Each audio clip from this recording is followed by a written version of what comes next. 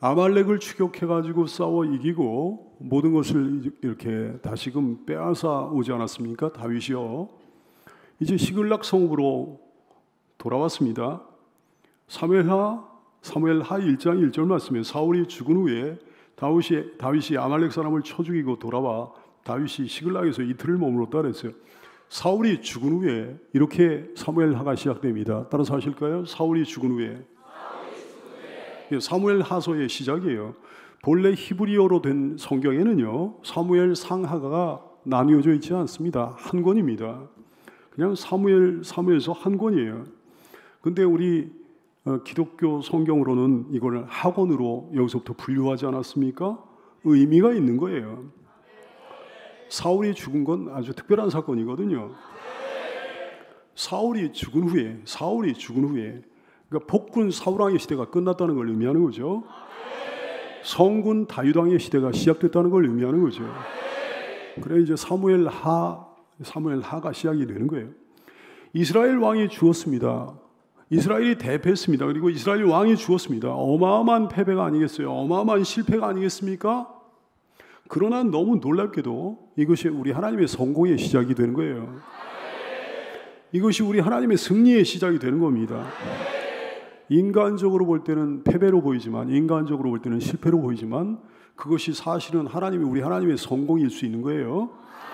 하나님의 승리의 시작일 수 있는 겁니다. 여러분에게 그런 눈이 있게 되기를 축복합니다. 자, 보세요. 사울이 죽은 후에 다윗의 시대가 열린 거예요. 모든 게 자연스럽게 풀리는 겁니다. 정말 놀라운 우리 하나님의 섭리가 아니겠습니까? 신비로운 우리 하나님의 프로그램이 아니겠습니까? 우리의 다윗 참고 또 참아왔어요. 세상적으로 볼 때는 정말 바보 같은 사람이에요. 바보 같은 인생이에요. 바보 같은 행동이에요. 근데 기다리고 참고 그랬더니 자연스럽게 다윗의 시대가 열린 거예요. 여러분, 주님의 약속을 바라보고 참고 기다리면 그날이 오는 겁니다. 우리 옛말에도 고진감래라는 말이 있는데요. 사랑하는 여러분, 답답합니까? 낙심됩니까? 깜깜한 암흑 같습니까? 암울한 상황입니까? 모든 상황 가운데 주님의 위대한 섭리와 계획을 믿고 기다리게 되기를 축원합니다. 시글락 성읍에 돌아온 지 사흘째 되는 날에 전쟁터에서 나온 한 사람이 다윗을 찾아오는 거예요. 2절 말씀. 사흘째 되는 날에 한 사람이 사울의 진영에서 나왔는데 그의 옷은 찢어졌고 머리에는 흙이 있더라 그랬어요. 사울의 진영에서 나왔다 그랬습니다. 사울 부대가 블레셋 군과 교전하는 격전지에서 탈출해가지고 나왔다는 말씀이죠. 그의 옷은 찢어졌고 머리에는 흙이 있더라 그랬어요. 자기 옷을 찢은 거예요. 그리고 흙을 머리에 뿌린 거예요. 고대 근동지방의 일반적인 관습입니다. 극단적인 슬픔을 표현할 때 자기 옷을 찢고 재를 머리에다 뿌리고 막 그러는 거예요.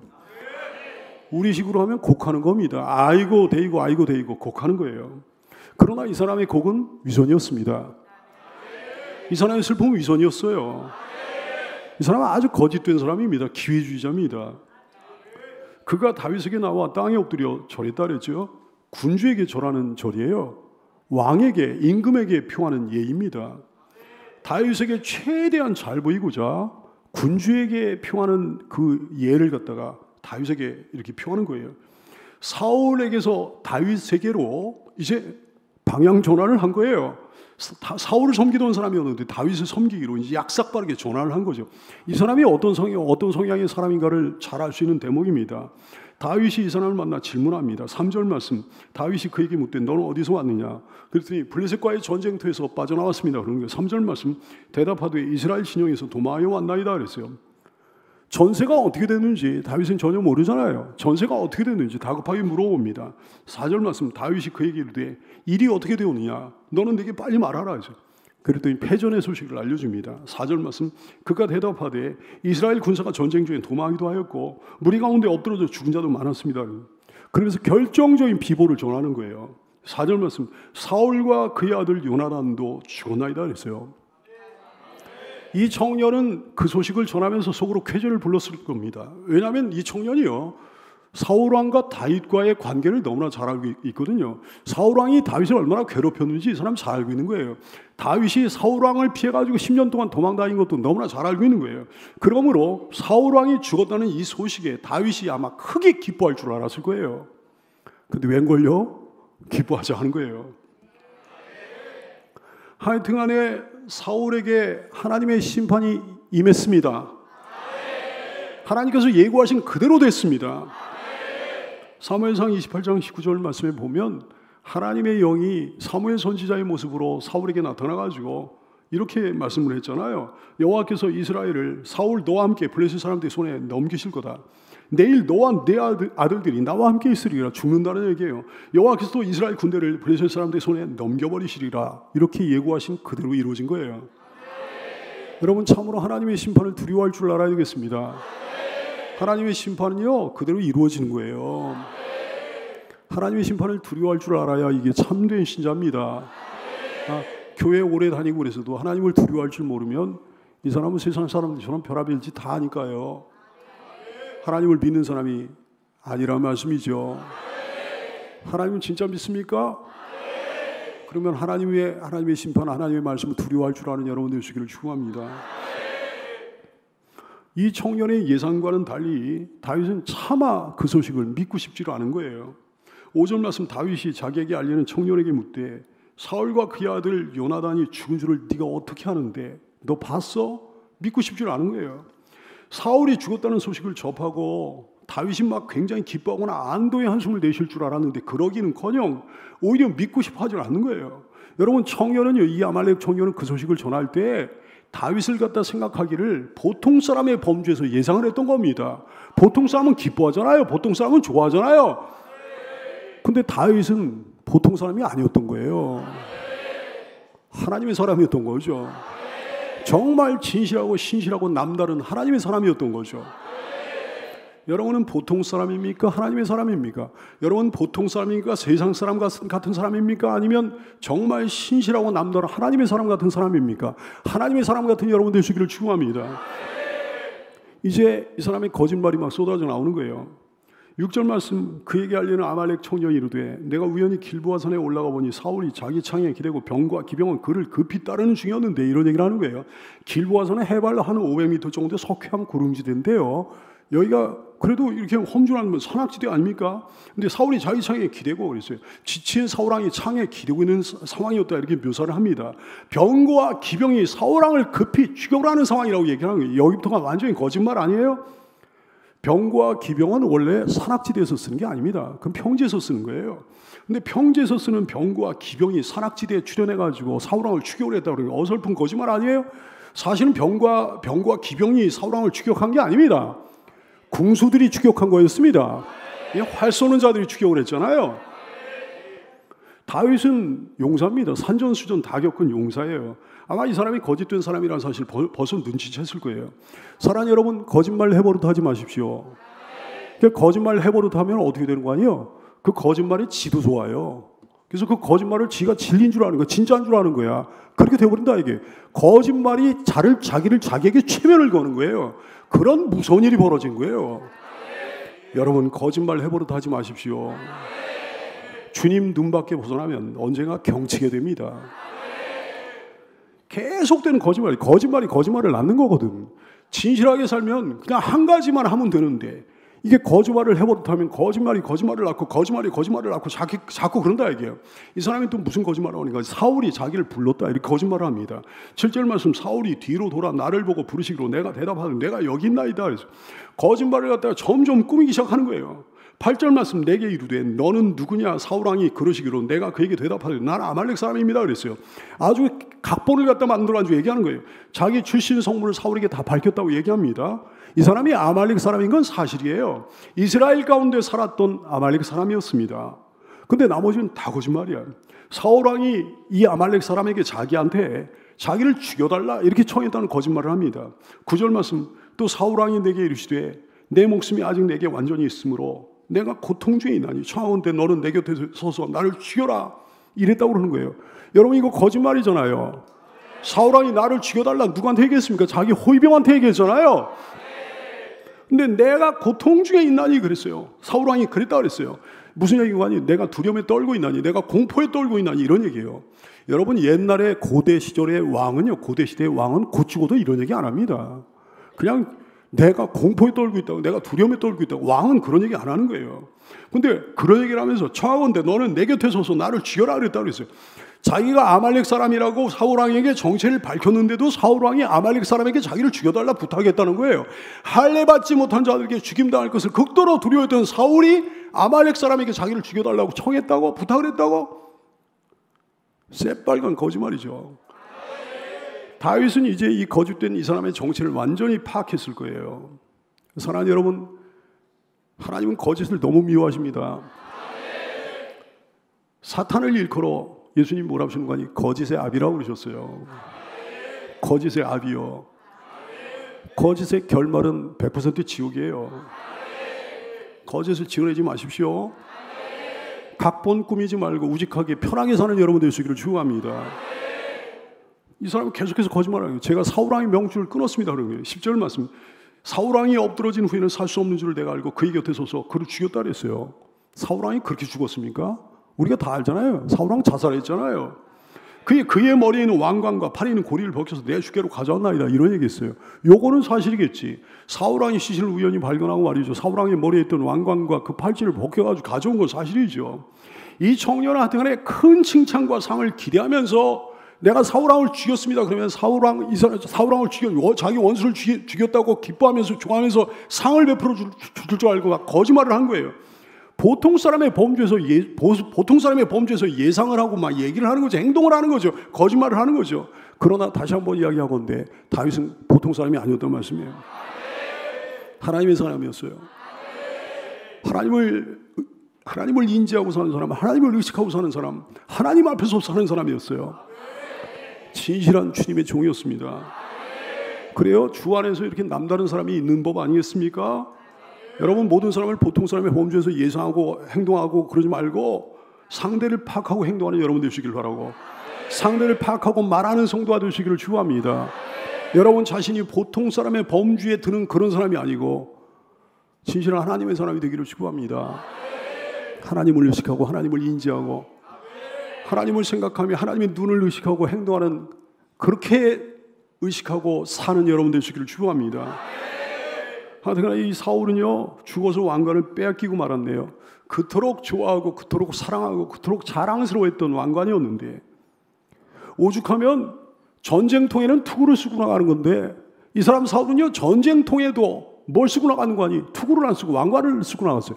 그토록 좋아하고 그토록 집착했던 왕관이었는데 하나님이 그토록 미워하시는 아말렉 사람의 손에 의해 가지고 그 왕관이 벗겨지고 만 거예요. 여러분, 주 밖에서 세상 영광 좋아하면 이렇게 경치게 되는 거예요. 주 밖에서 세상 영광 추구하지 말고 주 밖에서 세상 영광 붙들지 말게 되기를 축원합니다. 비참해진단 말씀이에요. 다윗은 세상적으로 그 왕관을 추구하던 사람이 아니었습니다. 자의로 그 왕관을 구한 사람이 아니었습니다. 억지로 그 왕관을 취한 사람이 아니었습니다. 근데 철저히 신앙으로 살다 보니까, 철저히 신앙으로 행하다 보니까 하나님께서 그 왕관을 그의 머리에 씌워주신 거죠. 철저히 신앙으로 살다 보면, 신앙으로 행하다 보면 하나님께서 선물로 주시는 세상 영광도 덤으로 얻게 될 줄로 믿으시기를 축원합니다. 다윗은 그 소식을 듣고 크게 슬퍼했어요. 11절 말씀. 이에 다윗이 자기 옷을 잡아 찢음에 함께 있는 모든 사람도 그리했다 그랬어요. 다윗의 슬픔은 진정한 슬픔입니다. 아말렉 청년이 자기 옷을 찢는 것과는 차원이 다른 거예요. 그래요, 이렇게 슬퍼할 수 있어야 되는 거죠. 슬플 때는 슬퍼할 수 있어야 되는 거죠. 웃을 때는 웃을 수 있어야 되는 거죠. 기뻐할 때는 기뻐할 수 있어야 되는 거죠. 분을 낼 때는 분을 낼 수도 있어야 되는 거죠. 그러나 눈물을 흘릴 때는 울 수도 있어야 되는 겁니다. 함께 있는 모든 사람도 그리했다 그랬어요. 지도자의 감정은 그 사람을 따르는 모든 사람의 감정이 되는 법이거든요. 그러므로 리더는 기뻐할 때도 조심해서 기뻐해요. 분을 낼 때도 조심해서 분을 내야 돼요. 슬퍼할 때도 잘 분별해서 슬퍼해야 되는 거죠.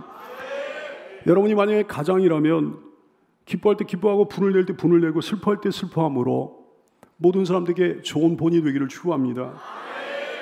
다윗의 슬픔의 이유가 뭐였습니까? 이스라엘의 패전 때문에 슬퍼한 거예요.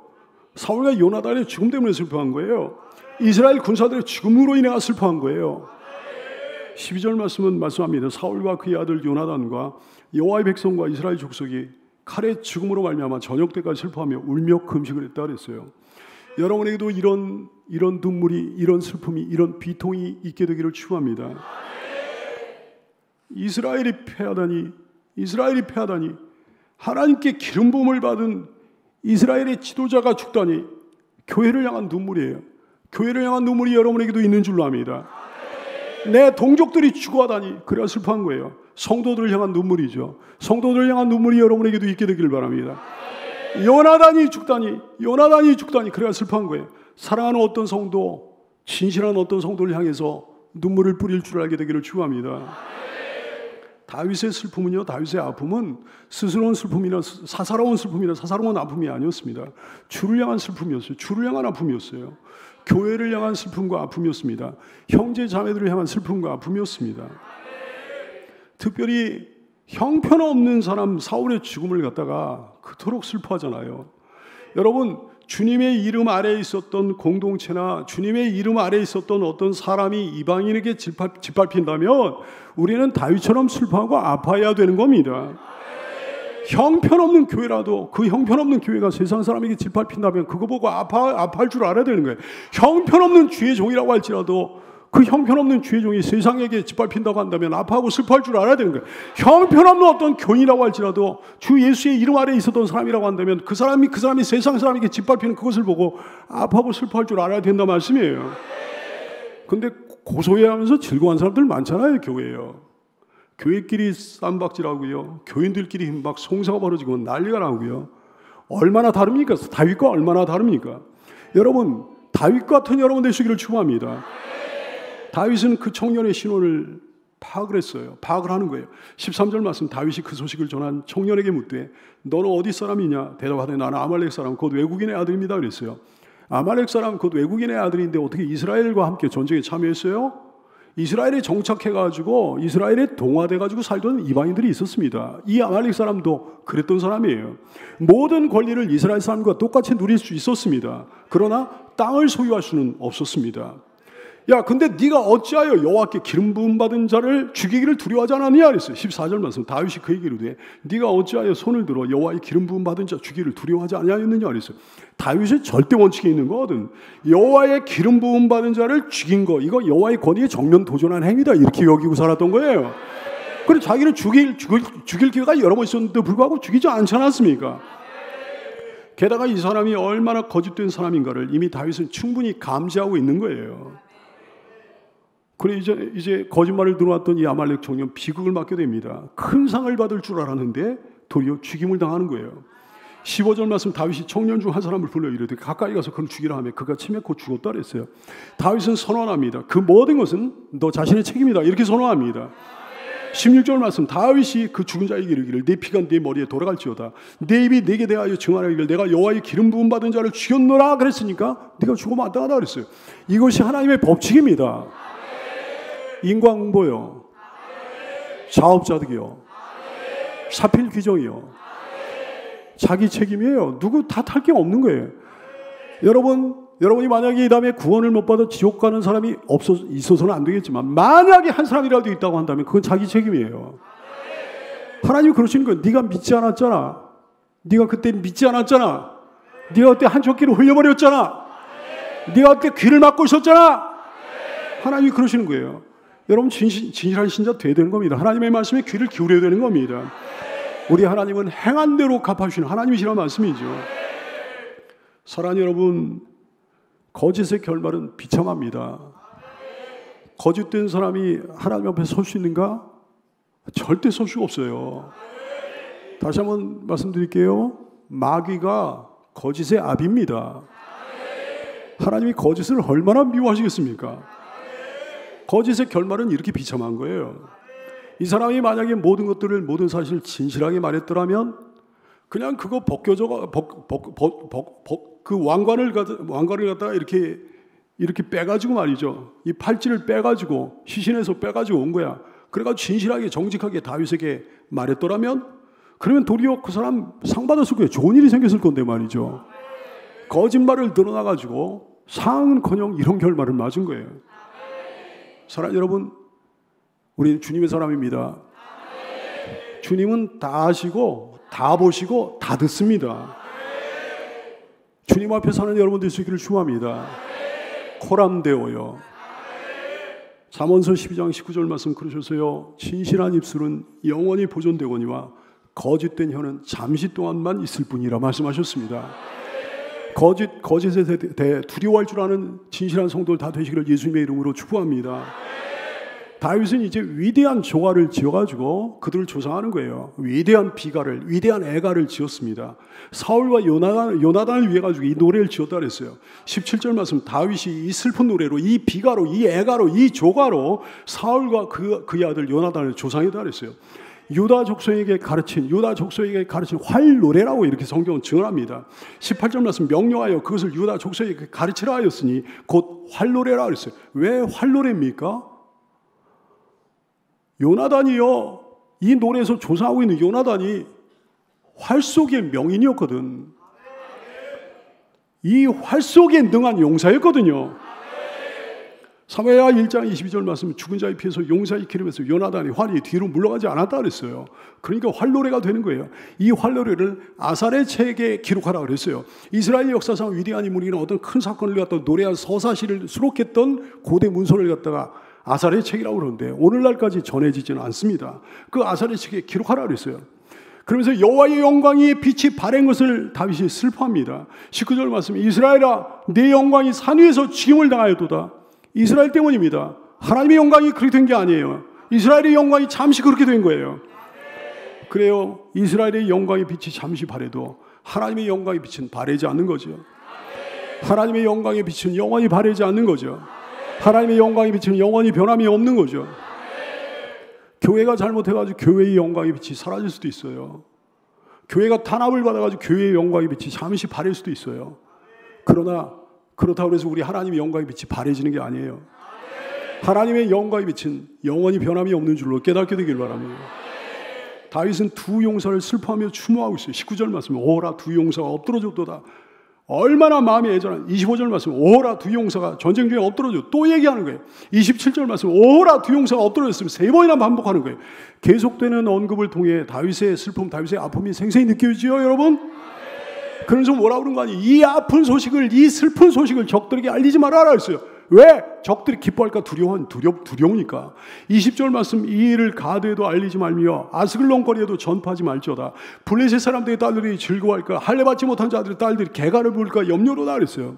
이것이 이스라엘의 격언이 됐습니다. 그래서 미가서 1장 10절 말씀을 보니까 가드에 알리지 말며 도무지 울지 말지어다, 이런 말씀을 써놨어요. 여러분, 우리의 다윗은요, 그 무엇보다도 하나님의 영광을 우선시했던 분입니다. 이스라엘의 영광을 우선시했던 분이에요.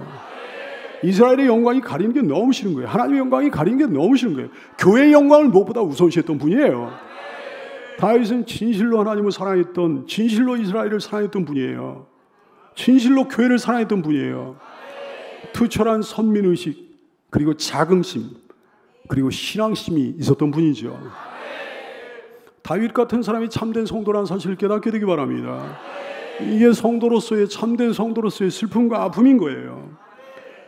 다시 한번 말씀드릴게요. 비록 형편없는 교회라고 할지라도, 형편없는 주의 종이라고 할지라도, 형편없는 어떤 교인이라고 할지라도, 주님의 이름 아래 있었던 어떤 공동체나 어떤 사람이 이방인에게 짓밟힌다고 한다면 다윗처럼 슬퍼하고 아파해야 된다 말씀이에요. 여호와의 영광을 먼저 생각하는 거예요. 교회의 영광을 먼저 생각하는 거예요. 사무엘하 1장 20절 말씀, 이 일을 가드에도 알리지 말며 아스글론 거리에도 전파하지 말지어다. 블레셋 사람들의 딸들이 즐거워할까? 할례 받지 못한 자들의 딸들이 개가를 부를까? 염려로다 그랬어요. 근데 실제로는 고소해하면서 즐거워하는 사람들 진짜 많다니까요. 교회끼리 막 치고갖고 막 난리를 치고, 그 부끄러워서 어떻게 그럽니까? 하나님의 영광을 가릴까 봐 어떻게 그래요? 근데 그 짓을 하는 거예요. 교인들끼리 그렇게 쌈박질이고요, 제보하고요, 막 난리가 나는 거예요. 고소하고요, 막 난리가 나는 거예요. 세상 법정에 고소하면 난리가 나는 거예요. 이스라엘의 재난을 적들에게 알리지 말라 그랬습니다. 이스라엘의 영광이 사라진 것을 적들에게 알리지 말라 그랬습니다. 강한 동족의 강한 형제 말이죠. 참된 하나님의 사람 다윗. 여러분도 이런 참된 하나님의 사람이 될 수 있기를 축원합니다. 길보아 산은 황폐한 땅이 되기를 원한다 그랬어요. 21절 말씀, 길보아 산들아 너희 위에 이슬과 비가 내리지 아니하며 재물 낼 밭도 없을지어다 그랬어요. 거짓된 사람은 길보아 산에서 길길이 뛰며 춤을 출걸. 이스라엘의 패한 터전 위에서 춤을 추면서 날뛸걸. 사악한 사람은 그럴걸. 다윗의 마음은 전혀 그런 게 아닌 거예요. 이스라엘이 패한 그 터전이 너무 싫은 거예요. 그래서 오죽하면 길보아 산을 향해 저주를 퍼붓습니다. 21절 말씀에 다윗은 말씀을 하는 거예요. 거기서 두 용사의 방패가 버림받으니라. 그 사울의 방패가 기름 부음을 받지 아니함 같이 되미로다 그랬어요. 옛날 고대 전사들의 방패는요, 전투 전에 거기다 기름을 바릅니다. 왜 기름을 바르는 거 아니? 적의 칼이나 적의 창이 미끄러지도록. 적의 칼이나 적의 창이 방패를 뚫고 들어오면 안 되는 거 아니겠어요? 그게 미끄러지도록 거기다 기름을 발라놓는데, 근데 사울의 방패가 이제 얼마나 쓸쓸해졌는지, 사울의 시신 옆에 있는 그 방패가요, 더 이상 기름칠할 필요가 전혀 없는 거예요. 기름칠할 사람도 없는 거예요. 기름칠할 이유가 전혀 없는 거예요. 그래서 거기에 그렇게 버려져 있는 거죠. 사랑하는 여러분, 여러분이 힘들게 뭔가를 준비하고 있습니까? 힘들게 뭔가를 하고 있습니까? 여러분, 그것이 복인 줄로 깨닫게 되기 바랍니다. 이것이 얼마나 감사할 일이냐 얘기해요. 기쁨으로, 감사함으로 여러분의 방패 기름칠을 하십시오. 대단한 용사였던 요나단과 사울을 우리의 다윗은 추모하고 있어요. 22절 말씀, 죽은 자의 피에서 용사의 기름에서 요나단의 활이 뒤로 물러가지 않았다 그랬어요. 요나단을 칭찬하는 건 당연한 일입니다. 이 다윗이 말이죠. 무슨 얘기인가? 이런 얘기예요. 요나단이 활을 쏘면 적들은 피를 쏟으며 쓰러졌다 얘기예요. 그 화살에는 적들의 기름기가 묻고야 말았다, 뭐 이런 얘기예요. 그러면서 요나단의 용맹성을 갖다가 이렇게 노래하는 거죠. 근데 여러분, 그것만이 아닙니다. 다윗의 놀라운 객관성을 보십시오. 다윗이 요나단을 이렇게 칭찬하는 건 너무 당연한 얘기지만 다윗이 사울을 갖다 그렇게 칭찬해야 되겠어요? 근데 이 놀라운 객관성을 보시라고요. 다윗이 사울을 그렇게 칭찬하고 있어요. 뭐라는 게, 사울의 칼이 헛되이 돌아오지 아니하였도다 이렇게 칭찬합니다.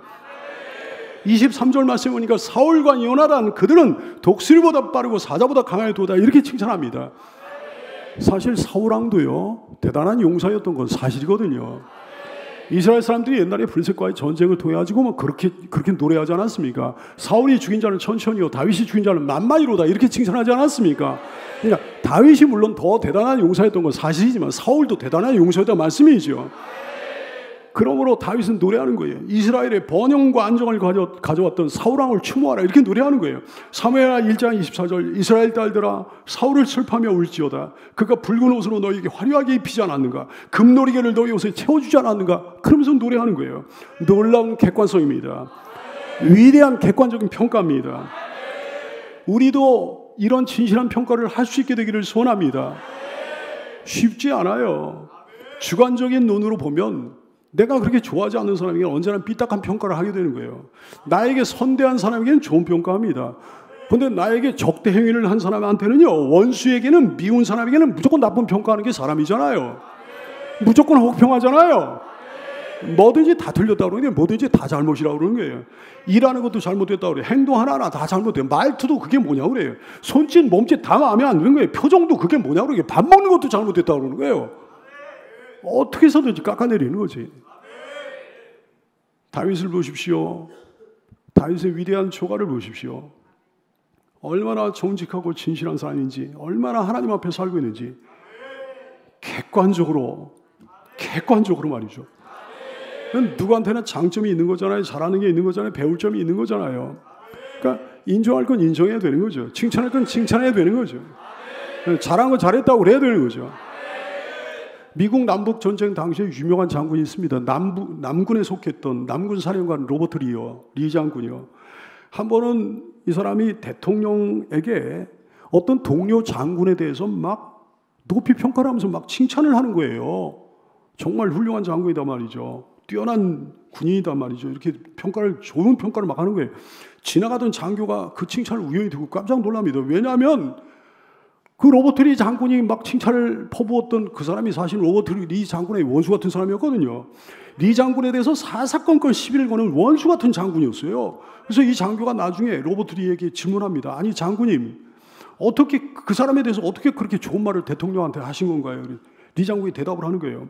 대통령이 나에게 그 사람이 당신에게 어떻게 대했소라고 얘기한다고 한다면 나는 뭐 좋은 얘기가 안 나오겠으나, 대통령의 질문은 그게 아니었다네. 대통령은 그가 무슨 일을 어떻게 하고 있는지 그거에 대해서 나에게 물어봤기에 내가 그냥 그거에 대해서 얘기해 준 거라네. 있는 그대로 얘기를 할 수밖에 없는 거 아닌가 그러죠. 괴테는 이런 말을 했어요. 타인의 장점에 대해 생각하는 게 습관이 되다 보면 자기도 모르는 새에 자기의 장점을 다 알게 된다 그랬어요. 사랑하는 여러분, 칭찬이 습관화되는 성도가 되기를 축원합니다. 다른 사람의 장점에 대해 자꾸 인지하려고 하는 노력이 여러분에게 있게 되기를 바랍니다. 다윗처럼 진실한 성도가 되시기를 축원합니다. 사울을 향한 다윗의 표현을 보십시오. 23절 말씀을 보니까 사울과 요나단이 생전에 사랑스럽고 아름다운 자라 이렇게 그 노래를 하고 있어요. 아니 그 무수히 많은 사울의 단점에 대한 언급을 회피하는 거예요. 사울에 대해서 얼마나 열받은 게 많았던 다윗입니까? 근데 사랑스럽다고 아름답다고 표현하는 거예요. 얼마나 위대한 인격인가요? 얼마나 위대한 성품인가요? 여러분, 다윗의 위대한 조가를 통해 여러분도 놀라운 신앙 인격으로 변화되는 역사가 일어날 수 있기를 축원합니다. 최후의 순간까지 끝까지 두 사람은 함께했다 이렇게 노래를 해요. 23절 말씀, 죽을 때에도 사울과 요나단 두 사람이 서로 떠나지 아니하였도다 그래요. 정말 요나단은 충직한 분이었습니다. 끝까지 그 아버지 곁을 떠나지 않고 지켜서 함께 죽은 거예요. 끝까지 함께하는 충직한 성도가 되시기를 축원합니다. 특별히 다윗은 진정한 친구 요나단에 대한 비통의 마음을 감출 수가 없는 거예요. 그래서 이렇게 노래합니다. 26절 말씀, 내 형 요나단이여 내가 그대를 애통함은 그대는 내게 심히 아름답니다. 그대가 나를 사랑함이 기하여 여인의 사랑보다 더하여도다 그랬어요. 내 형 요나단이라고 했어요. 친형제 같은 사람이었습니다. 두 사람이요 심히 아름답니다. 나의 큰 기쁨이었단 말씀입니다. 그대가 나를 사랑함이 기하다 그랬어요. 불가사의한 사랑으로 사랑했다 그랬어요. 경이로운 사랑으로 나를 사랑했다 그랬어요. 얼마나 그들이 나를 향한 요나단 당신의 사랑이 기한지 여인의 사랑보다 더하여도다 그랬어요. 원래 사랑하는 남녀의 사랑은 가장 깊은 사랑이 아니겠습니까? 가장 오래가는 사랑이 아니겠습니까? 부모의 사랑도 깊은 사랑이지만 부모의 사랑은 남녀 간의 사랑보다 오래가질 못하잖아요. 부모가 먼저 세상을 떠나니까요. 남녀 간의 사랑이 가장 깊은 사랑인 것 같은데 근데 그 사랑보다 더한 사랑이라고 그렇게 노래하는 거예요. 어떻게 그렇게 불가사의한 사랑으로, 어떻게 그런 경이로운 사랑으로, 어떻게 그런 신비로운 사랑으로 요나단은 다윗을 사랑했을까요? 한마디로 하나님이 개입하신 겁니다. 하나님이 붙들어주신 겁니다. 하나님이 역사하신 겁니다. 하나님의 사랑이었다고요. 다윗에 대한 요나단의 사랑은 하나님에 대한 사랑이었어요. 다윗에 대한 요나단의 사랑은 하나님의 나라에 대한 사랑이었어요. 하나님의 말씀에 대한 사랑이었어요. 하나님이 결정하신 결정에 대한 사랑이었어요. 하나님이 사랑하시는 사람에 대한 사랑이었어요. 하나님이 그렇게 사랑하신 사람이니까 나도 사랑한다 이거죠. 하나님이 사랑하게 하셔서 사랑한 사랑이었습니다. 여러분, 세상에 부모의 사랑도 귀하고 남녀 간의 사랑도 귀하지만, 부부지간의 사랑도 귀하지만 이 사랑이 가장 귀한 사랑이에요. 하나님의 사랑으로 사랑하는 것, 하나님이 사랑하게 하셔서 사랑하는 것, 하나님이 사랑하시는 사람의 힘으로 사랑하는 것, 이것이 위대한 사랑입니다. 이것이 경이로운 사랑입니다. 이것이 신비로운 사랑입니다. 여러분도 이 위대한 사랑으로 사랑하게 되기를 축복합니다.